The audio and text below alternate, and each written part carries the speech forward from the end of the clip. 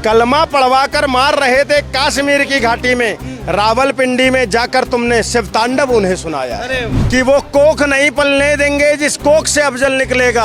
Salute करता हूँ अपने नरेंद्र मोदी को। आज 2014 से लेकर 2024 तक जो नरेंद्र मोदी जी को मैंने 3 बार वोट दिया, कहीं ना कहीं आज दिन में प्रसन्नता है वो भी सफल नहीं किया।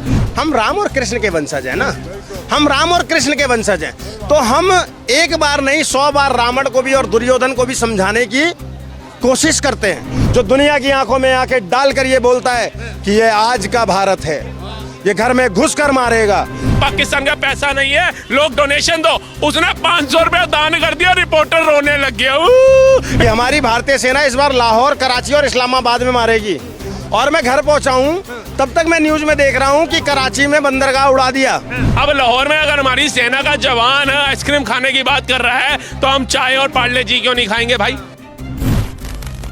नमस्कार, आप देख रहे हैं वो न्यूज और मैं हूं आपके साथ विनायक कुमार। देखे, आतंकवादियों का सरदार कहे जाने वाला पाकिस्तान अब लगातार जो है भारत के निशाने पर है और साफ तौर पर भारतीय सेना इस समय लगातार ऑपरेशन सिंदूर 0.2 लगातार जो है पाकिस्तान को जवाब दे रही है। इन तमाम मुद्दों पर भारत की जनता है, जुड़ेंगे, बातचीत करेंगे। क्या कहेंगे भैया जिस तरह से लगातार मुंहतोड़ कार्रवाई हो रही है? सर देखो, पाकिस्तान की पिटाई ये पहली बार नहीं है। हमने इसको 62 में मारा, हमने इसको 71 में मारा, हमने इसको 99 में मारा, हमने इसको उरी में मारा, बालाकोट में मारा, कई बार थपरियाया। लेकिन ये बेहया है, बेहया वो थेथर है ये कि जितना मारोगे इसको उतनी थेथर ही दिखाएगा, और वही हो रहा है। लेकिन अब से पहले हम इसको बॉर्डर पर मार देते थे और फिर ये माफ़ी मांग लेता था और हम बख्श देते थे। इस बार हम इस्लामाबाद तक मार रहे हैं। अभी कल ही मैंने एक चैनल पर ये बात बोली थी कि हमारी भारतीय सेना इस बार लाहौर, कराची और इस्लामाबाद में मारेगी। और मैं घर पहुंचा हूं, तब तक मैं न्यूज में देख रहा हूं कि कराची में बंदरगाह उड़ा दिया। क्या कराची में बंदरगाह उड़ा दिया? इस्लामाबाद तक हमारी मिसाइलें दागी जा रही है और इनके सारे ड्रोन हमले होने शुरू हो गए। पाकिस्तान के जिस घर में आतंकवादी निकलेगा, भारतीय सेना वहीं घुसकर उसे मारेगी। भाई साहब, ये तो हमारी सेना की एक बेटी ने बहुत पहले बोल दिया था।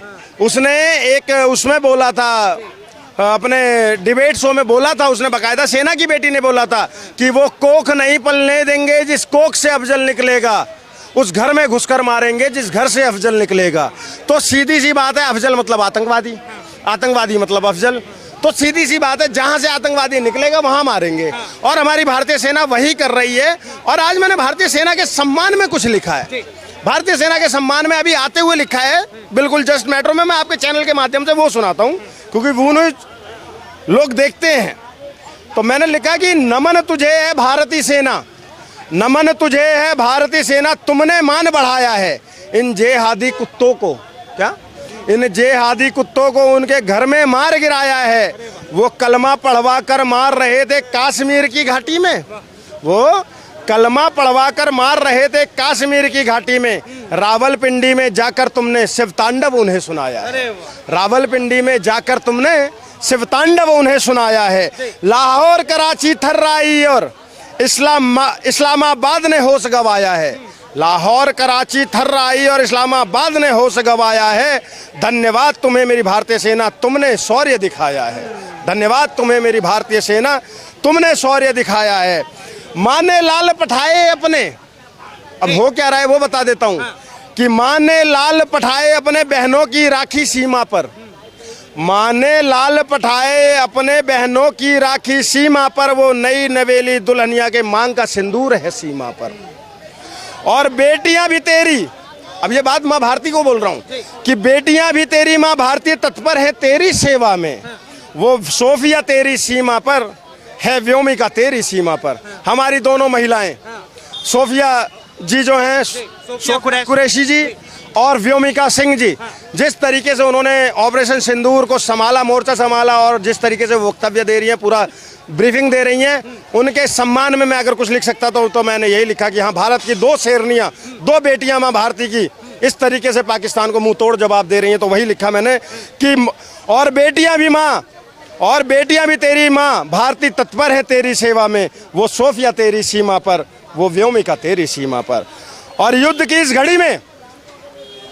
इस घड़ी में सारा भारत एक नजर आया।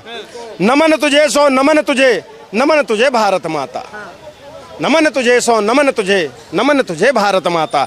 और अंतिम लाइन अपने देश के उस प्रधान के लिए लिखूंगा जिसकी छाती 56 इंची की है, जो दुनिया की आंखों में आंखें डालकर ये बोलता है कि ये आज का भारत है, ये घर में घुस कर मारेगा।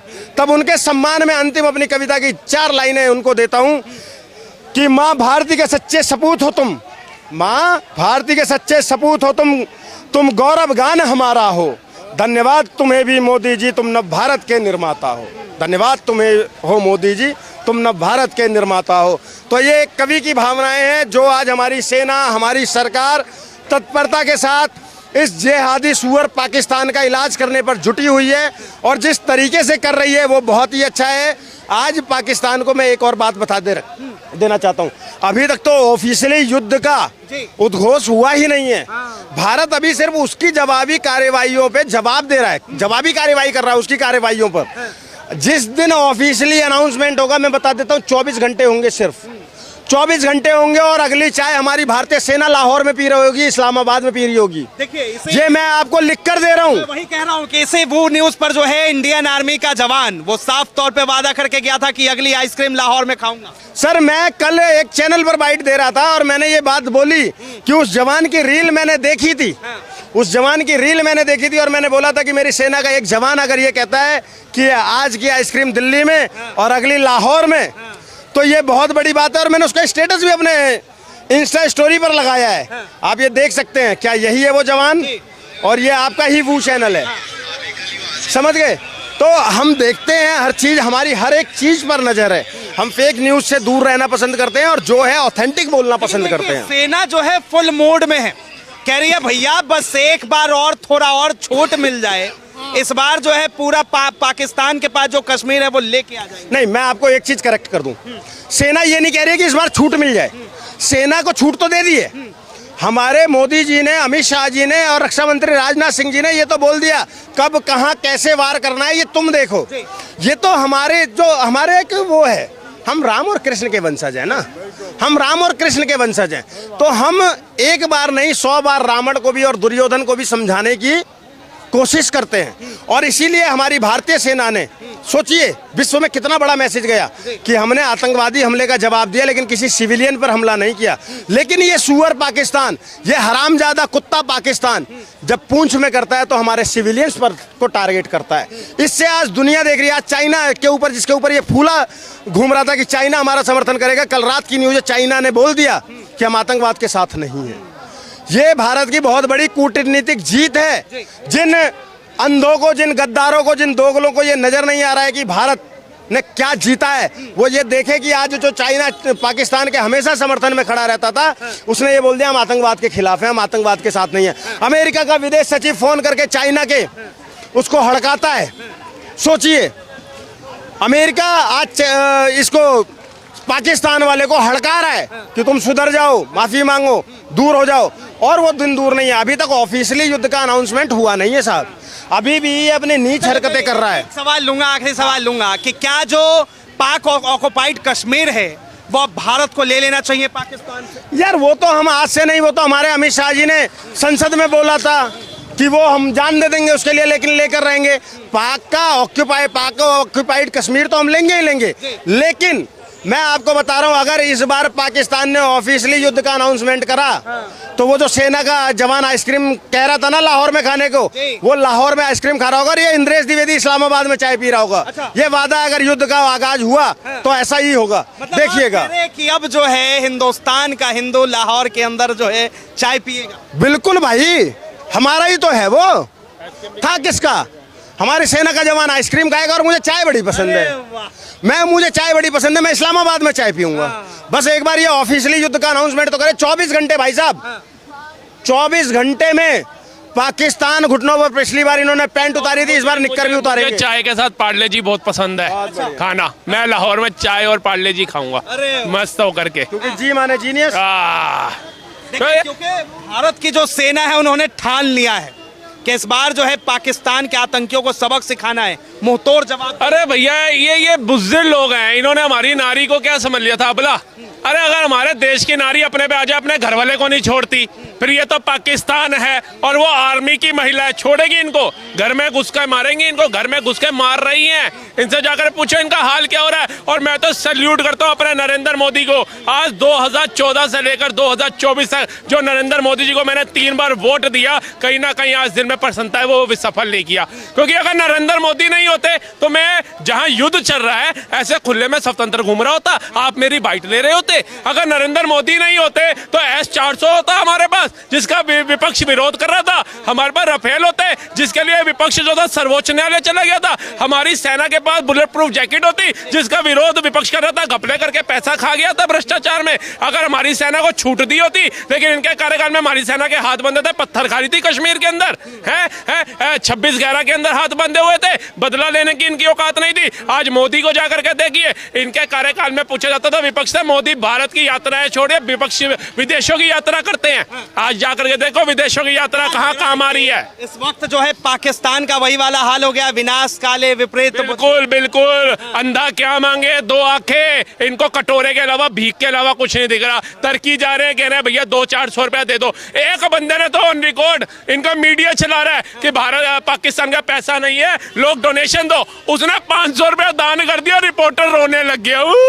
इतनी बड़ी रकम दान कर दी। भैया मेरे को लगता है इनके पाकिस्तान में कोई 10-20 रुपए जेब में लेके चलता होगा तो सिक्योरिटी चलती होगी साथ में। कह रहे कि भीख मांग रहे हैं टर्की से और युद्ध लड़ रहे हैं भारत से। अरे इनको पता है ये क्या कर रहे हैं भारत से, ये अपने 4-5 बंदे यूं ही मार देंगे। भारत को मारने का मतलब ही नहीं बनेगा इनका। ये 4-5 बंदे मारे हैं, ये भारत में मार दिया, मैं भीख दे दो, हमारे पास अस्पताल नहीं है, हमारे पास दवाइयां नहीं है, हमारे पास बेड नहीं है, हमारे पास ग्लूकोज नहीं है, हमारे पास ग्लूकोन डी नहीं है, हमारे पास दवाइयां, सारी भीख मांगेंगे उनके लिए। और लोग तरस की भावना से दे देते हैं इनको। अब देखिए कई लोग तो भारत में भी है, कह रहे यार ये युद्ध हो रहा है, इसमें मारा तो बेगुनाही जा रहा है ना, युद्ध के अंदर कोई नेता थोड़ी ना मरता है। अरे बेवकूफ हो, जो तुम्हारी भावना दिख रही है क्योंकि तुम्हारे घर का कोई नहीं मारा, जिन 26 लोगों के परिवार उजड़े हैं ना, उनसे जाके पूछना युद्ध क्यों जरूरी है।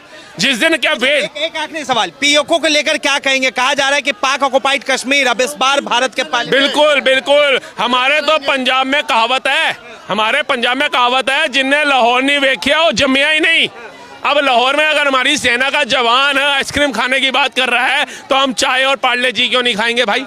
है तो हमारा ही बेटा, अपने बेटे से मिलने जा रहे हैं। अब बेअक्कला निकला तो उससे लेना पड़ेगा भाई। 4 मंजिला मकान बना के दिया था इसको कि भैया फल फूल जाएगा, वो उल्लू का पट्टा, 4थी मंजिल, 3री मंजिल, 2री मंजिल, 1ली मंजिल सब बेच डाली, बचा है ग्राउंड फ्लोर इनके पास। चलिए बहुत बहुत धन्यवाद तमाम जानकारी के लिए। तो देखिए भारत की जनता है और साफ तौर पे कह रही है कि अगर देश के जवान जो है लाहौर में अगर चाय पीना और आइसक्रीम खाना पसंद करते हैं तो भारत की जनता जो है इस्लामाबाद में चाय और बिस्किट खाना पसंद करेगी। बहरहाल इसे लेकर आपकी क्या राय, अपनी राय जरूर बताएं। फिलहाल के लिए इतना ही। ऐसे तमाम खबरों के लिए देखते रहें वो न्यूज़।